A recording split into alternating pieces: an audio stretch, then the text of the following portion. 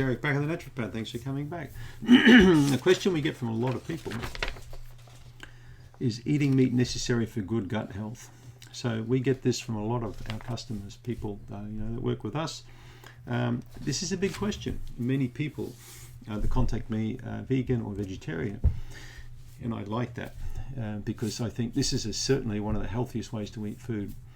I'm not vegan, I'm not vegetarian, and I'm not a meat eater. I'm the whole flippin' lot. I eat everything, but all in moderation. Okay, I'm going to show you a picture here I just took before in our pantry. Let's see how I can get this cell phone to work. Here we go. So I'm going to hold this up to the screen. Now that's a selection. I hope I can. Is that right? Can you guys see that? So these are the lentils that we've got. For example, you can see mung beans, brown lentils, red lentils, yellow lentils, moth lentils. The black ones again are called Urad Dal, black-eyed peas, and we have black beans, Chinese black beans. We have got all sorts of different grains and legumes and many different things we eat. So I love eating lentils. I think lentils is superb protein, very high fiber, high protein, excellent food.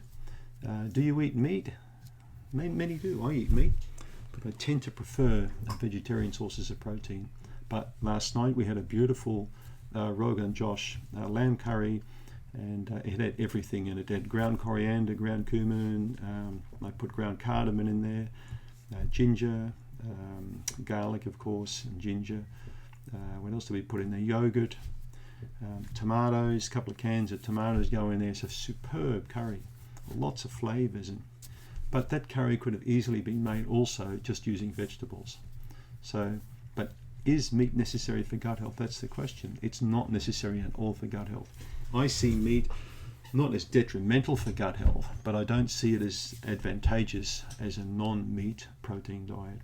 I find that people routinely, every time I've tested people's stool, done bowel testing on meat eaters versus non-meat eaters, you can see a marked difference, particularly in the bowel flora, in the amounts of different types of beneficial flora they have. There's no doubt about it. No doubt about it.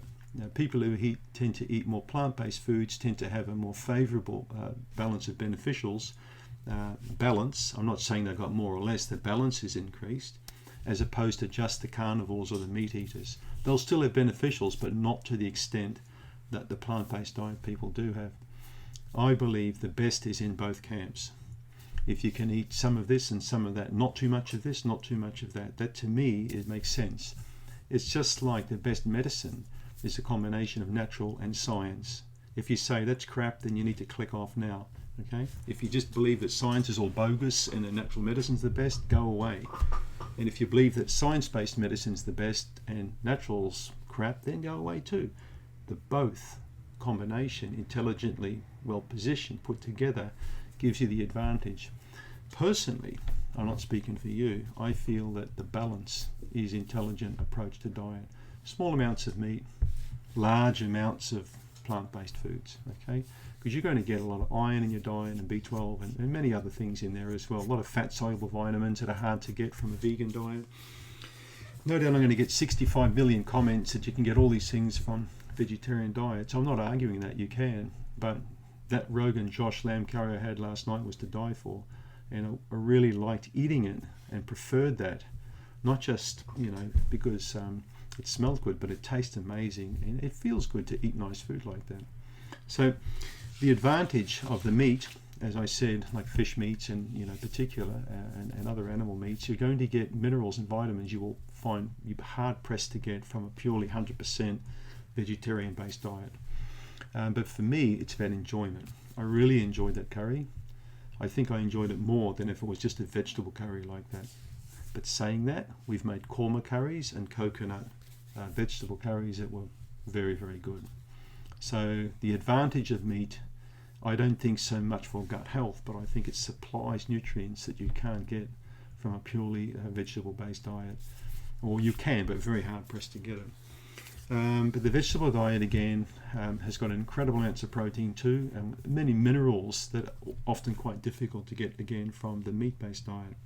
So when you look at a Mediterranean diet, it involves small amounts of meat, for example, You know, tomatoes, which today, you know, are like taboo. Don't eat them, you'll die if you eat tomatoes or lectins now, if you still buy into that theory. But yeah, what was the question again? Getting old. Is meat necessary for good gut health? No, it's not. Not at all. In fact, more people eat non-meat diets on this planet than people who do eat meat diets. And the day will come well into the future when all these cows walking on fields and all these Amazonian things, it'll all change. My son was telling me, who's into tech, that they actually culture and grow meat in labs now. So that's likely going to be the future. When all the trees are gone, when all the land mass is gone, everything's destroyed, they'll probably just culture meat for people. And I won't be here. But you guys may still be. So I hope that gives you a bit of info. Subscribe, and also if you do, you'll likely get a 17-page Candida Crusher shopping list. Thanks for tuning in.